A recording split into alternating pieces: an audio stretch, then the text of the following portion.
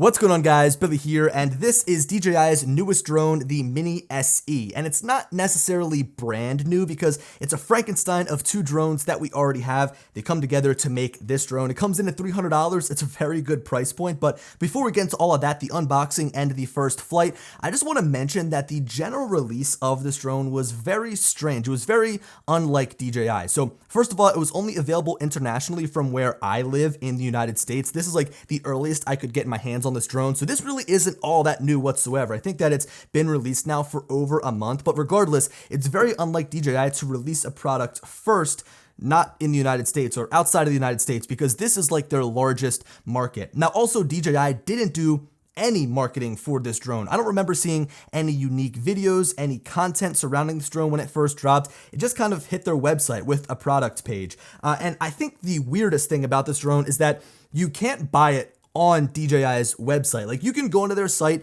you can go onto the Mini SE product page, but instead of buy now in the top right corner, it just says where to buy. So when you click on where to buy, it brings you to a page with all of their authorized retailers, one of which is DJI themselves. So you tap on there to buy it directly through them, and it just brings you to this blank store page, like the home page of the DJI store website. And on this page, there's no mention of the Mini SE whatsoever. Now, with that being said, I've got to give a huge thanks to the team over at Adorama for sending this drone over for me to review, because again, it's not available directly on DJI's site. But if you guys are interested in picking this drone up, again, it's only $300. It is very competitively priced. We'll get more into that in just a little bit. But if you guys want to pick this drone up, you can check out the link in the description to Adorama's website. It makes for a great gift. It makes for a great beginner drone. And I'm sure that after this first flight and unboxing, we're going to get into some great tutorials here on the channel. So if you guys are interested in subscribing, feel free to do that down below. Now, I want to introduce to you the second camera here. This is the first time that I've ever run like a dual camera setup, and it makes things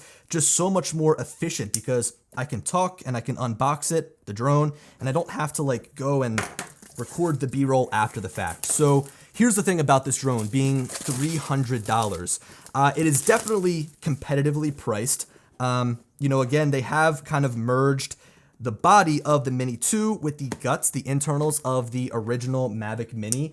But here's the thing, is like the upgrade of the body from that original Mavic Mini to the Mini 2 wasn't something that was like so revolutionary that I felt it warranted an upgrade. So I think that the biggest upgrade here with this drone is the price, $300. So opening up the box here, we've got the drone as well as the remote controller. Now I'm noticing something immediately, right? I mean, with that original Mavic Mini, we had a case to store all this in, but now we've just got the drone and we've just got the remote controller. So there's no case that comes with this drone, even though the Mini 2 and the Mavic Mini comes with a case. I think that that is a pretty big difference. So inside the box, of course, we've got the drone itself, the Mini SE, focus, there you go, the Mini SE.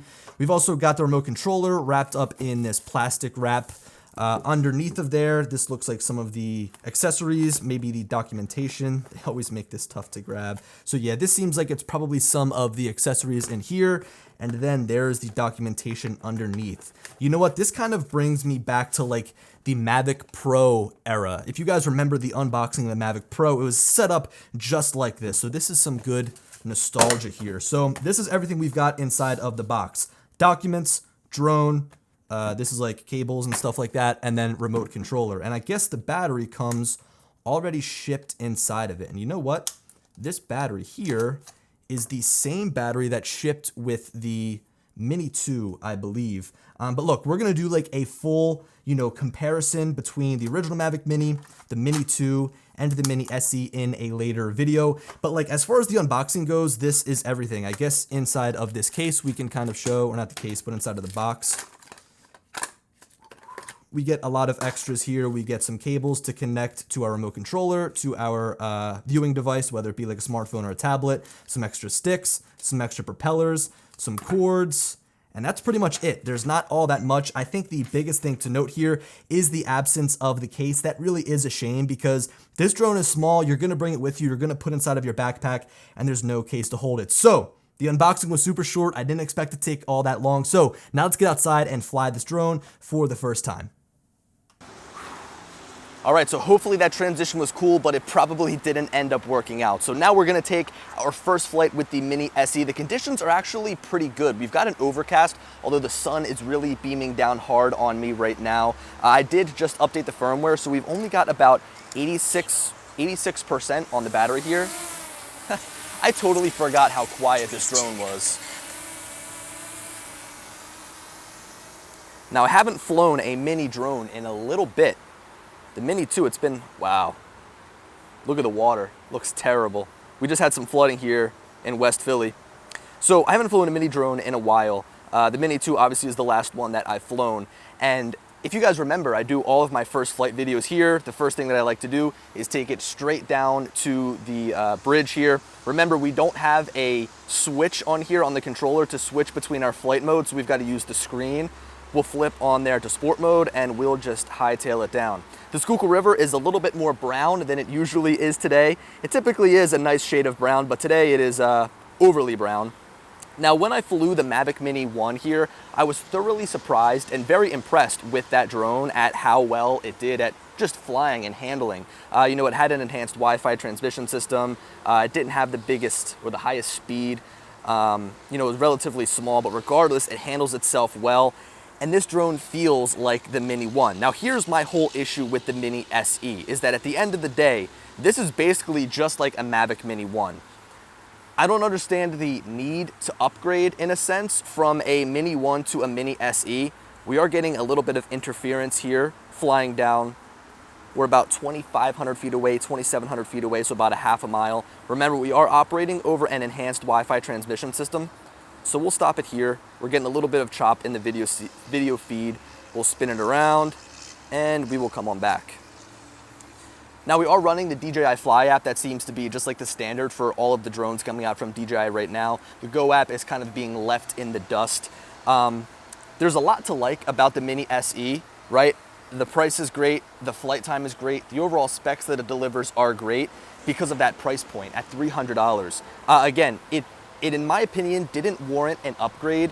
I don't really understand why they thought taking the internals of the Mini 1 and putting them in the Mini 2 would make much of a difference. I would see that, like, that would be an understandable thing to do if the Mini 2 had this massive upgrade in its body, but at the end of the day, the only difference were maybe the motors as well as that LED right on the front section of the drone. But at the end of the day, that LED isn't on this drone, so it's not really the Mini 2 body. Obviously, there were some costs cut in order to get this drone lower. Remember, we didn't see a case inside. So right now we're cruising at about 26 miles per hour. Look, the drone feels great. The drone flies great. I would expect that from any DJI drone. Whenever they come out with a new drone, no matter what class it's in, beginner, prosumer, professional, their newest drone always seems to feel the best because they're able to just really hone in on that flight experience, that flight software. So now we're kind of flying a little bit behind us over here. And as I was pulling in here, I noticed they have this crane up. So I figured we'd fly around over here, check it out. They're probably doing work on this water tower. Now again, my antennas aren't facing directly towards the drone, and there is a little bit of a barrier here with the concrete behind me, and it's doing a good job at keeping that signal.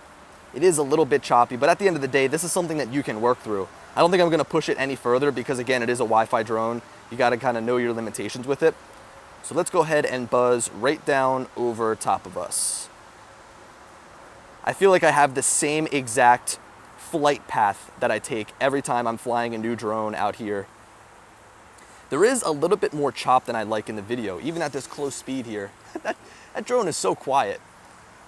So the first impressions of how the drone flies is that it's great. And I kind of knew that this video was going to be a little bit, I don't know. There wasn't gonna be a big conclusion because I've already flown this drone a lot. I would just say the one thing is that I'm experiencing a lot more breakup than I expected. I don't remember having this much breakup with the Mini 1. But then again, I have been flying the Air 2S a ton recently, and that transmission system is just by far the best in the game. Now, because we are flying with Mini 1 internals here, we're only limited to 2.7K video. Now, luckily, remember when the Mini 1 first came out, we didn't have the option to like unlock geozone, so we couldn't fly in controlled airspace, or what DJI would say is controlled airspace. We also weren't able to manually set the video settings and the photography settings, like the exposure settings, and we also weren't able to manually set the white balance, but all of that is built in right from the get-go here. So believe it or not, I think in my first Mini 1 flight, they were working on this building. And I think that they're still doing some work on this building to finish it up. We are in sport mode here. I'm gonna go back down to normal so we can get some cool shots around the building. Again, like I mentioned in the beginning and like I've kind of been getting at this whole entire time, the release of this drone kind of confuses me. I've seen a lot of people saying that it's kind of entering like this toy market in a sense. It's almost like a toy drone. And I could see that. And I think that the price definitely justifies that. I mean, you're getting way more than what you pay for here with $300. But I just don't understand why they almost wouldn't release the Mini 1 again. Like say, hey, we have the Mini 2, but you can also buy the Mini 1 at a discounted price. I feel like that would almost make more sense to me. Maybe it's in their effort to get rid of that Mavic name. Yeah, you see, even here, I'm only about 740 feet away. We do have some fairly heavy interference here, but I'm getting some lag in the video as I'm flying around. I would say that the Mini 2 is definitely worth the upgrade over this. I mean, it is an older drone, but it has much better internals. Even though the body is the same, I also like the remote controller better. You know, this old style remote controller is good, but this one is a little bit more cheap feeling. It feels a little bit lightweight, hollow. It is nice to travel with. It folds all up inside of your bag. I'm looking on the side to switch the modes here. So we'll flip into sport mode, fly down one more time. Let's do a low pass over the river here. Again, this is like super brown because we had some flooding, so it kicked up a lot of the mud, but usually is pretty brown. Let's just put it this way, it's not a river you'd want to be swimming in. I think the word I was looking for earlier is lackluster. Like, because I've flown this drone a couple of times now, it's not like, you know, it's this brand new experience. But I think that the biggest thing, the biggest takeaway is that DJI delivered on a really good experience with their drone. Even though it's not different, if somebody's looking to get into drones, see, we're getting some breakup here. It also doesn't help that my iPhone 12 screen is like pitch black. Yeah, we're getting some breakup, I can definitely tell. It's just to be expected with that Wi-Fi transmission system. Even though DJI does a really good job at giving you a good flight experience, you're not gonna get the same range or the same interruption-free experience as you would with, say, the Mini 2 with OcuSync 2 or one of their higher-end drones with O3. So let's go ahead and bring this drone back. This was a really good preliminary flight, preliminary unboxing, just to kind of see what we're working with here with the Mini SE. I think I have a feeling and understanding now why DJI didn't make a big deal about this upgrade, because we've already seen this drone in a sense a couple of times. I mean, the Mini 2 is very similar, even though it has better internals and better features.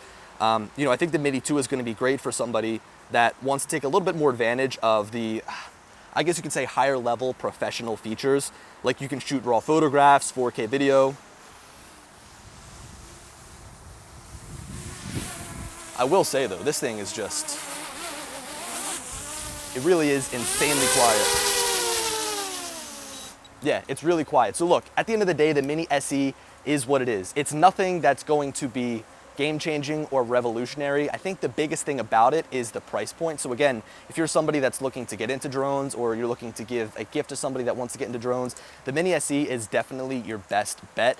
I just think that they probably should have left, you know, the Mini 1 for sale. It would make a little bit more sense, but at the end of the day, you are getting an upgraded shell and body here. I do know that they made like the arms a little bit more rigid from the Mini 1 to the Mini 2, so that's definitely welcome change, but other than that, you've already kind of seen this drone before. So yeah, if you guys are interested in the Mini SE, feel free to check out the link down in the description to Adorama. Also, I'm still gonna be making some videos on this drone, even though it is you know, something we've seen before, because I know that people will be buying this drone and wanting to learn more about it. So if you're interested in this drone, check out the link. And if you are going to purchase it, feel free to subscribe here on the channel to check out future content. Anyway, guys, thank you for watching the video, and I'll talk to you later. Peace.